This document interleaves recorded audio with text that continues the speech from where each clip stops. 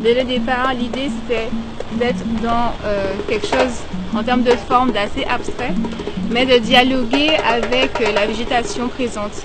Comme on voit là, par exemple, on travaille avec ce qu'il y a aussi derrière le fil. Et je trouvais que c'était vraiment intéressant en termes de conversation, de forme. C'est-à-dire comment ce que j'amène peut dialoguer avec ce qui est sur le site. Donc sur cette idée de tracer de l'oubli, c'est ce rapport à la mémoire, à comment dans le corps on peut illustrer cette mémoire, cette confrontation au passé, cet investissement au présent et surtout dans le lieu, c'est-à-dire d'utiliser les espaces pour les rendre vivants. C'est un peu exploiter ce qu'on a dans notre corps pour faire ressortir ce qu'il sentait avant. D'accord. À travers, parce qu'on a des gestes qui sont lents, on a des gestes rapides, comme le tracé. Il y a des livres que j'ai déjà lus, j'ai fait des recherches. Et puis, on prend du plaisir à trouver, à s'aider.